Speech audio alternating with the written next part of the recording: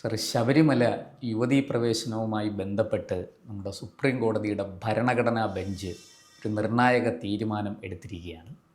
ആ കേസ് വരും ദിവസങ്ങളിൽ അതിൻ്റെ എത്ര ദിവസം വാദം കേൾക്കും, എങ്ങനെയൊക്കെയാണ്, എന്തൊക്കെയാണ് കോടതി ഇതിനകത്ത് പരിശോധിക്കാൻ പോകുന്നത്, കുറേ ചോദ്യങ്ങൾ ഉന്നയിച്ചിട്ടുണ്ട്.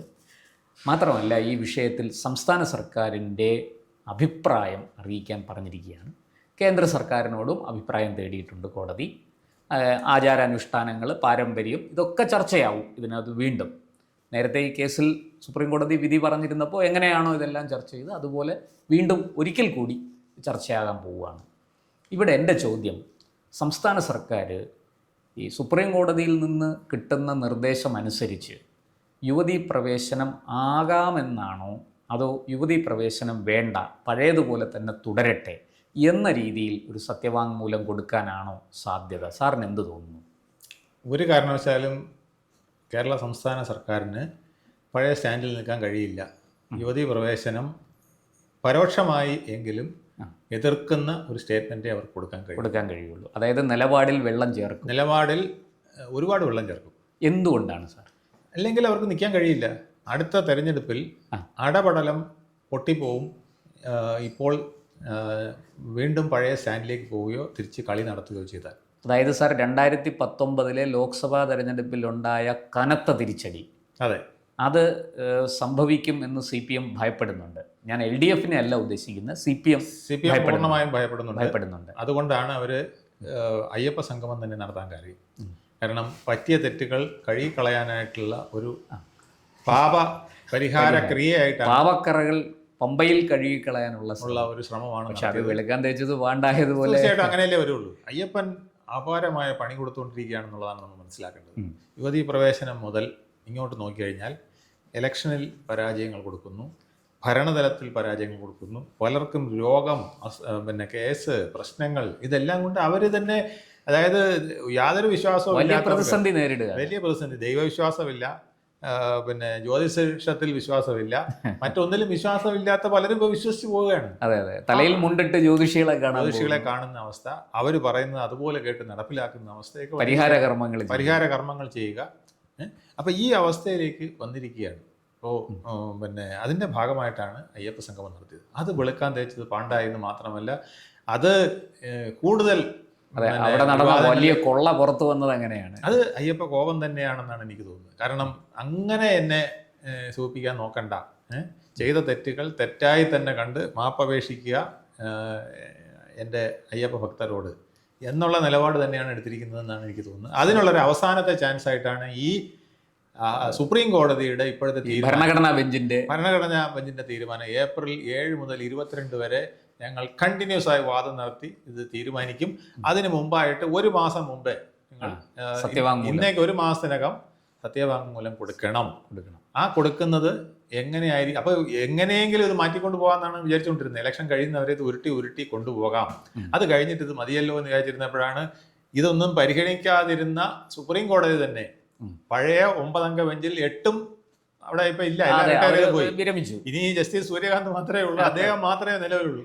അപ്പൊ അദ്ദേഹം തന്നെ ഈ സമയത്ത് അതെടുക്കാനായിട്ട് അയ്യപ്പന്റെ ഒരു പ്രേരണ അവിടെ ഉണ്ടായി എന്നാണ് എനിക്ക് തോന്നുന്നത്. അങ്ങനെ അദ്ദേഹം തന്നെ തീരുമാനിച്ചു, ഇപ്പൊ തന്നെ ബെഞ്ച് കോൺസ്റ്റിറ്റ്യൂട്ട് ചെയ്യണം, ഈ ഇലക്ഷന് മുമ്പ് തന്നെ ഇത് തീരുമാനം എടുക്കണമെന്ന് അദ്ദേഹം തീരുമാനിച്ച വിധത്തിലേക്കാണ് കാര്യങ്ങൾ പോകുന്നത്. ശരിക്കും പറഞ്ഞ പിണറായി സർക്കാർ ചെകുത്താനും കടലിനും ഇടയ്ക്ക് പെട്ടു.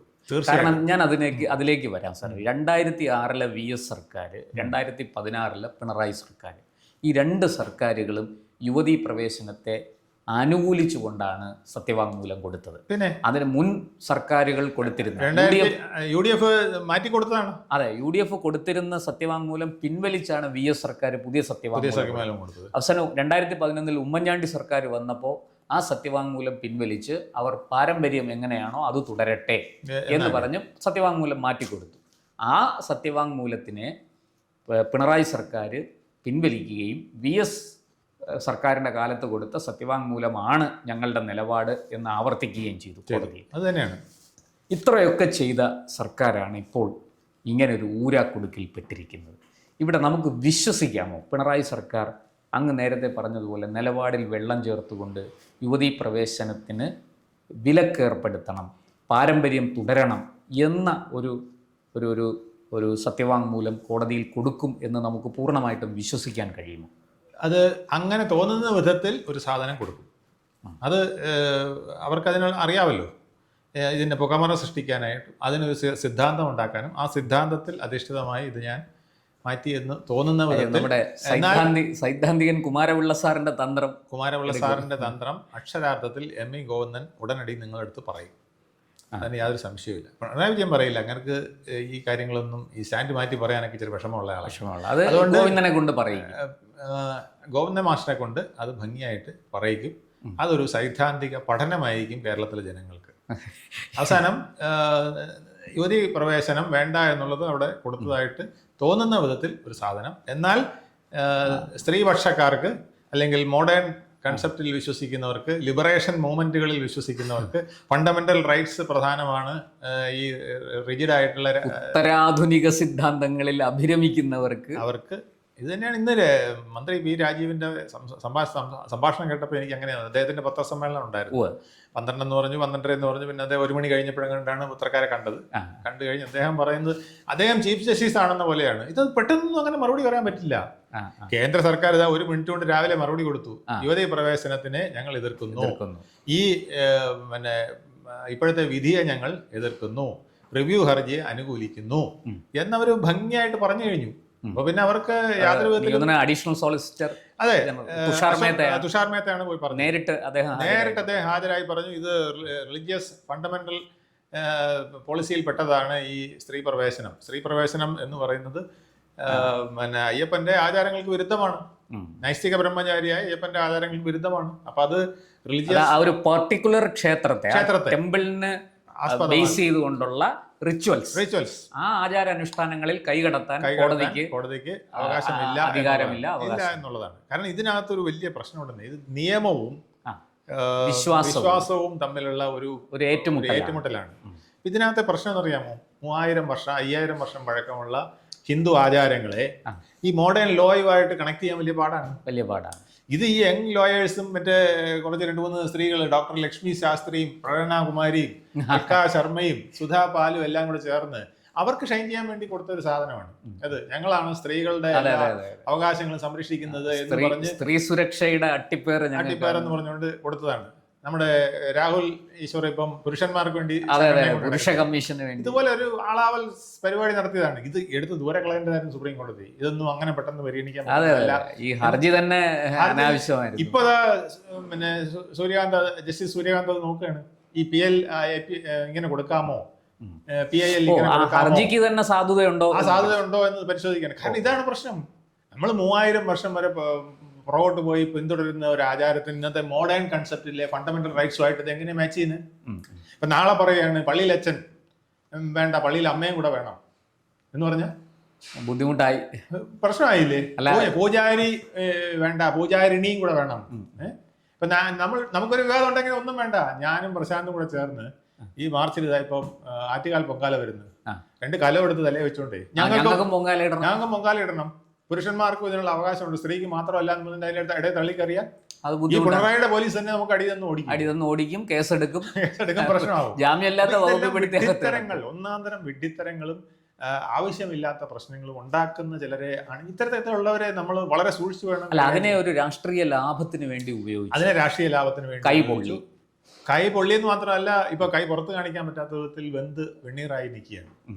പിന്നെ ഈ സർക്കാരിന് ചെയ്യാവുന്ന ഒറ്റ കാര്യമേ ഉള്ളൂ, എത്രയും പെട്ടെന്ന് ഇത് ഞങ്ങൾ സുപ്രീം കോടതിയുടെ സ്റ്റാൻഡിലൊക്കെ നിങ്ങൾ വന്നതാണ്, ഫണ്ടമെന്റൽ റൈറ്റ്സ് ഒക്കെ വെച്ച് വന്നു. പക്ഷെ ജനങ്ങൾ ഭക്തരല്ല, സ്ത്രീകൾ തന്നെ ഇതിനെതിരാണ്. അപ്പൊ ഞങ്ങൾ തീരുമാനിച്ചു, ഇത് ഞങ്ങൾ 10-30,000 പേർക്കെതിരെ കേസെടുത്തു, പിന്നെ അറസ്റ്റ് ചെയ്തു, 35,000 പേരെ അറസ്റ്റ് ചെയ്തു, എല്ലാം ഞങ്ങൾ നോക്കി. 2 പെണ്ണുങ്ങളെ അവിടെ കയറ്റുകയും ചെയ്തു. അങ്ങനെ ഒരു പാപം ഞങ്ങൾ ചെയ്തു. പക്ഷെ ഇതൊന്നും കൊണ്ട് ഫലിക്കുന്നില്ല. കേരളത്തിലെ ജനങ്ങൾ ആ നൂറ്റാണ്ടുകളായിട്ടുള്ള ആ ആചാരത്തിൽ ഉറച്ചു നിൽക്കുകയാണ്. അതുകൊണ്ട് ബഹുമാനപ്പെട്ട കോടതി ഞങ്ങളിത് കൊടുത്ത അവിടെ വെച്ച് പിൻവലിക്കുന്നു, ക്ഷമിക്കണം എന്ന് പറഞ്ഞാൽ കാര്യം തീരും.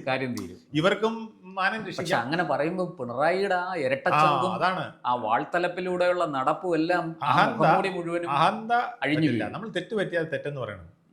നമ്മുടെ മുൻ ദേവസ്വം മന്ത്രി കടകംപള്ളി സുരേന്ദ്രൻ കരഞ്ഞുകൊണ്ട് പറഞ്ഞു, തെറ്റുപറ്റി, മാപ്പാക്കണം, ഇത് ഞങ്ങൾ തിരുത്തിക്കോളാം എന്ന് പറഞ്ഞു അല്ലേ.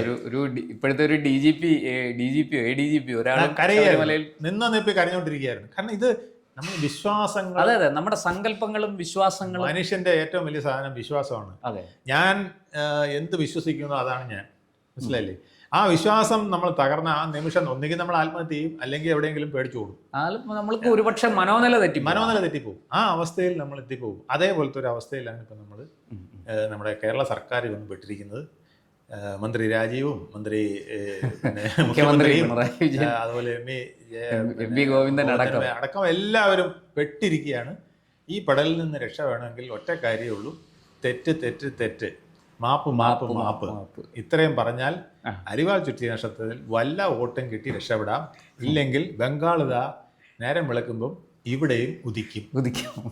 എന്തായാലും നമുക്ക് ഇനിയിപ്പോൾ അധിക ദിവസങ്ങളില്ല, 1 മാസത്തിനുള്ളിൽ സത്യവാങ്മൂലം കൊടുക്കണം. അതെ, അപ്പോൾ സർക്കാർ എന്ത് കൊടുക്കും എന്നുള്ളത് ഏപ്രിൽ. സർക്കാർ നിങ്ങൾ നോക്കിയോ, വളച്ച് കെട്ടിയെങ്കിലും ഒരു സാധനം കൊടുത്തിരിക്കും. യുവതീ പ്രവേശനത്തിന് ഞങ്ങൾ അനുകൂലിക്കുന്നില്ല എങ്കിലും എന്ന് പറഞ്ഞൊരു സാധനം അനുകൂലിക്കാതിരിക്കാൻ നിവൃത്തിയില്ല എന്ന് പറഞ്ഞ് കൊടുക്കും. എന്തായാലും ആധുനികരെ തൃപ്തിപ്പെടുത്തണം, സ്ത്രീ പാരമ്പര്യവാദികളെ പിണക്കരുത്, അമ്മമാരെ പിണക്കരുത്, വല്ല ഓട്ടം കിട്ടുന്നത് കളയരുത് എന്ന രീതിയിൽ ഒരു പുതിയ വേർഷൻ കുമാരപിള്ള സാറ് ദീപസ്തംഭം മഹാശ്ചര്യം എനിക്കും തട്ടണം പണം എന്ന് പറയുന്നത് പോലെ ശബരിമലയിൽ യുവതികൾ കയറാതിരിക്കുകയോ ചെയ്യട്ടെ, ഞങ്ങൾക്ക് വോട്ട് കിട്ടണം, അധികാരത്തിൽ തിരിച്ചു വരണം. അത്രയേ ഉള്ളൂ, ഇത് മാത്രമേ ഉള്ളൂ. നന്ദി, നമസ്കാരം. കൂടുതൽ വാർത്തകളും വിശേഷങ്ങളും നേരിട്ട് ലഭിക്കാൻ ജനങ്ങളിൽ നിന്ന് ജനങ്ങളിലേക്ക് ജനഭൂമി ന്യൂസ് സബ്സ്ക്രൈബ് ചെയ്യൂ. ബെൽ ബട്ടൺ അമർത്താനും മറക്കരുത്.